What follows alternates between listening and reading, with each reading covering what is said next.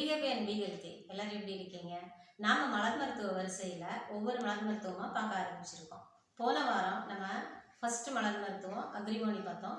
இந்த வாரம் என்ன பார்க்க போகிறோம் அப்படின்னா ஆஸ்பன். இதோடைய மனநிலை என்ன அப்படின்னு நம்ம பார்க்கும்பொழுது இதில் காரணமற்ற பயம், அதாவது 7 பிரிவுகளை பிரித்ததில் பயங்கள்னு வருது இல்லையா, அந்த பயங்களுக்கு கீழே இது காரணமற்ற பயம்.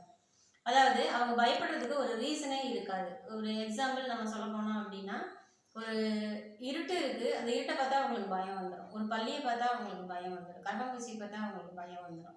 இந்த மாதிரியான பயங்கள் எல்லாம் ஒரு காரணம் இல்லாத நம்மளை கடிக்க போகிறது இல்லை, ஆனால் அதை பார்த்தா அவங்க பயந்துக்குவாங்க. அப்புறம் ஏதோ ஒன்று நடக்க போகிற மாதிரி இருக்குது, ஆனால் எனக்கு என்னன்னு காரணம் தெரியல அப்படின்னு சொல்லுவாங்க. அதுவும் ஒரு பயங்கள் தான். இப்போ aspen is the soul related, அவங்க சோலை சம்மந்தப்பட்டது இது. ஸோ அவங்க ஒவ்வொன்றுலையுமே இப்படி காரணமில்லாத பயங்கள் வரும் பொழுது அது அவங்க உடலையும் பாதிக்கும், மனதையும் பாதிக்கும். இந்த மாதிரி பயங்கள் உள்ளது தான் இந்த ஆஸ்பன் அப்படிங்கிற மலர் மருந்தோட நெகட்டிவ் தன்மை. இப்போ பயப்படுவாங்க, ஆனால் வெளியில் சொல்ல பயந்துக்குவாங்க. அவங்களுக்கே தெரியும் அவங்க அது பயப்படுறது கேலி பண்ணுவாங்க அப்படின்னு, அதனால் வெளியில் சொல்ல மாட்டாங்க. எனக்கு வீட்டை பார்த்தா நான் பயந்துக்குவேன், எப்படி அவங்ககிட்ட சொல்கிறது, இன்றைக்கி எனக்கு என்னவோ மாதிரி இருக்குது, இன்னைக்கு என்னவோ நடக்கும் போல எனக்கு தோணுது, ஏதாவது நடந்துருமோ அப்படின்னு பயந்துக்குவாங்க. அது இப்போ ஒரு பாம்பை எடுத்துக்கிட்டா அது பாட்டுக்கு ஓடும், ஐயோ என்னை கடிச்சிருமே அப்படின்னு சொல்லிட்டு பயந்துக்குவாங்க. இப்போ இதெல்லாம் ஒரு காரணம், பார்த்த உடனே பயம் இருக்கும், ஆனால் அது நம்மளை கடிக்க போகிறதில்ல, அது பாட்டுக்கு போகும். இப்போ இந்த மாதிரி ஒவ்வொரு காரணத்தையுமே குறித்து அவங்க பயப்படும் போது ஒரு மாதிரியான ஒரு மனநிலைக்குள்ளார அவங்க போயிடுவாங்க. இதெல்லாம் தான் ஆஸ்பனோட நெகட்டிவ். இப்போ இந்த ஆஸ்பன் நம்ம இன்டேக் பண்ணும்போது, இந்த ஆஸ்பன் மலர் மருந்து நம்ம இன்டேக் பண்ணும்போது என்ன பாசிட்டிவிட்டி வரும் அப்படின்னா, I am strong, I believe அப்படிங்கிற மாதிரி ஒரு நல்ல ஒரு மனநிலை வரும்.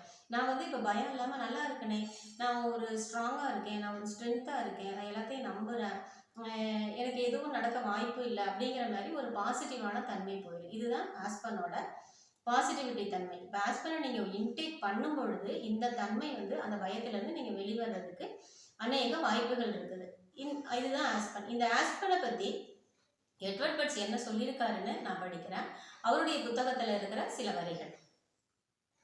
Vague unknown fears for which there can be given no explanation, no reason.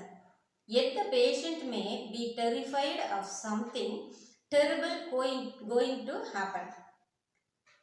He knows not what. என்ன நடக்குதுன்னே அவங்களுக்கு தெரியாது. The vague unexplainable fears may haunt by night or day. Sufferers are often afraid to tell their trouble to others.